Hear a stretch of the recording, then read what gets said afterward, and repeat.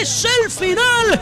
Sportivo Ameliano, y una gran hazaña en territorio brasileño. Acaba de derrotar en el Arena da Baixada Atlético Paranaense. El club de las hazañas lo consiguió de nuevo. Aquel que en el 2019 festejó en la Chacarita y el alambrado se dio de tanta alegría por un gol que lo metía a la intermedia. Aquel que mandó a Luqueño al descenso cuando ganar la promoción y bajar un equipo de primera parecía impensado. Aquel que ganó la Copa Paraguay en el 2022 y semanas después obtuvo una milagrosa permanencia ganando partidos consecutivos. Aquel que tumbó en 2 partidos directos e inolvidables a uno con mucha más historia como Olimpia en la Supercopa 2023 y Sudamericana 2024. Sí, aquel club de las hazañas hoy acaba de escribir un nuevo capítulo dentro de su historia tan particular por los ascensos meteóricos que consiguió en poco tiempo. En el Arena da Baixada, desde Barrio Cara y para todo el continente, se plantó y puso la cara por otros equipos paraguayos que lamentablemente no estuvieron a la altura en esta edición copera.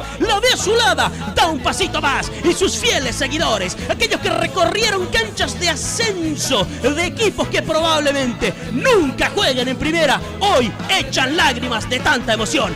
Es una realidad. Ameliano se anota entre los 16 mejores de Sudamericana 2024. Resultado final en Curitiba: Sportivo Ameliano 1, Atlético Paranaense 0.